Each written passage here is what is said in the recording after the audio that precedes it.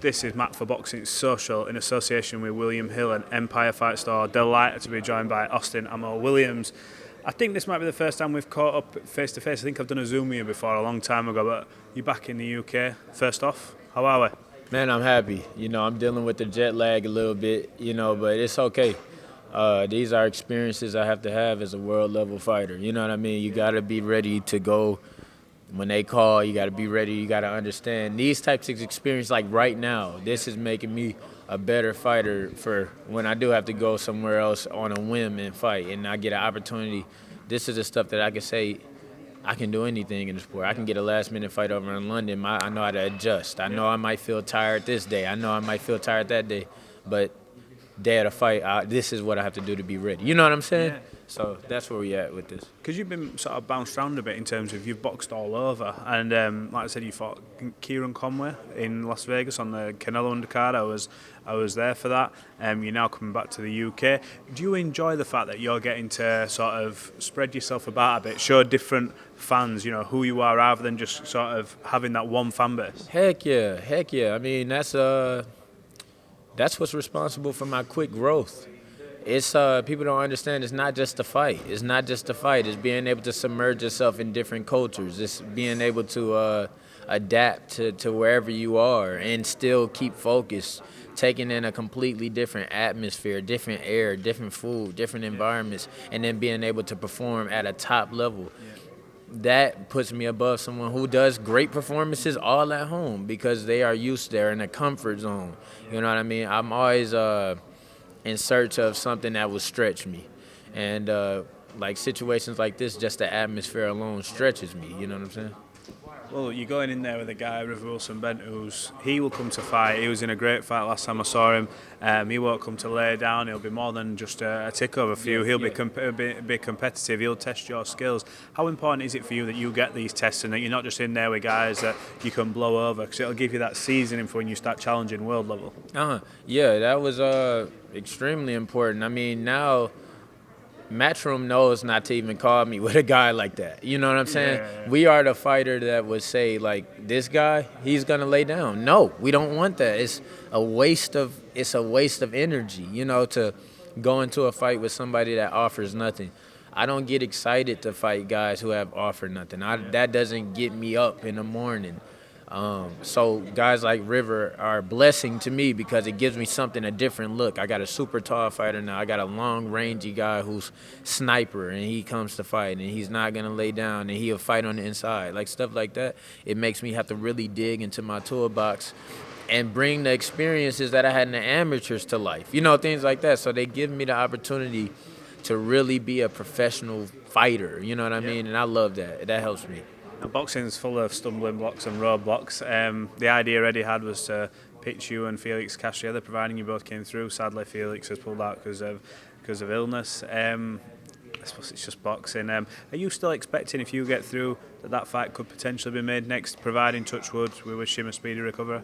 No, you know what? I think, we're definitely setting our sights on different things. The landscape is opening up. I mean, this fight here is going to actually still help my rankings. It's still going to keep me active. It's still going to – my titles aren't on the line, but it's still a great in-between fight. So I think that this will actually push me past him with the great performance I just had against Simon Madsen, and then this performance I'm about to have against River. I definitely think the landscape is going to open up a lot bigger for me where we'll have a lot more options. Before, it made sense with this co-promotion of the fight. And it was something that we would build up. It would get the fans involved. It would generate a lot of money. But if we all follow the plan, he's already deviated from the plan twice, and that kind of kills the whole point of like going after him. So yeah, it's different names we're looking at now. Yeah, because before, obviously, forgetting the illness just at one side, the last time we saw you two together, it was this fight was going to be next, and then all of a sudden it was Felix going to fight this guy. And I was a bit like, are they setting this up to either make the fight bigger and put on a bigger undercard? But this is an Anthony Joshua card. It's big enough as it is. Huge, so were you surprised that didn't happen? Oh yeah, I was definitely initially surprised because everybody was deeply invested in me showing up to Leeds and building a fight. It got the buzz that we were looking for. The world was involved. The world was invested. I thought that all we were waiting on was the paperwork. I was like, this. Everybody had the numbers they wanted. I was happy with the numbers. I know he was happy with the numbers. So I was just waiting on the sign so I could start, camp. Then I got a call from my manager telling me that he needed another tune-up fight, and they pushed the fight to the second quarter of the year. And that was hard for me to take, but I said, you know what? Let me make the most of it. But now, with this second plan that we came up with and him not following through with this one too, I mean, you can only have so many strikes. You can only follow something so long before it just doesn't make sense anymore. And also, there's plenty of fights out there and different routes for you to go. Felix, obviously, because he's well known over here and because of the audience you've built up, would have made sense. But obviously, you're going to have other paths you need to go. How far do you feel you are off challenging for world titles and world level? Because I know that's your dream, your aspiration. You believe you belong at the top. In your own words, how many fights are you off? I say realistically about 3 fights off. I feel like it would have been probably 2 if it was for Cash, because it was just the quality of that fight and the caliber of that fight. And like we was talking about, like the fan base that would have been involved, all of the factors of business would have lined up for me to step into that next fight. Now, I might not have a fight that's as big as the fight would be with Cash, but it would be solely based off my performances that would allow me, the credibility to have a shot. So I think about 3 fights now with the landscape and the type of fights we'll take. I think about 3 fights I'll be having my first challenge at the title. Let me ask you a different question. Not just world titles, but you must look at the landscape of the division you're in, whether it be this weight, above weight. Who are the names you look at and say, in the next 3 fights, if you can't get a world title shot or you can, who are the names you want? I know you're not one to look past an opponent, and you've got one on Saturday. So when I ask you this isn't disrespect to him because you've got a job to do, but this is just you being realistic because you've got bigger aspirations. So who do you want to fight? Yeah, you know what? Me being realistic, you just answered your own question, and I will never deviate from that. Yeah. My only focus right now is River. That's it. I'm not thinking hit the contract sign. He's here ready to fight. The fight is Saturday.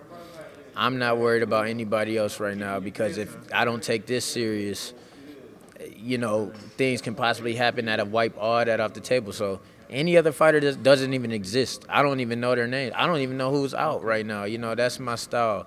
It's one person that's in front of me right now. It's one challenge that's in front of me right now. And that's all I'm thinking about.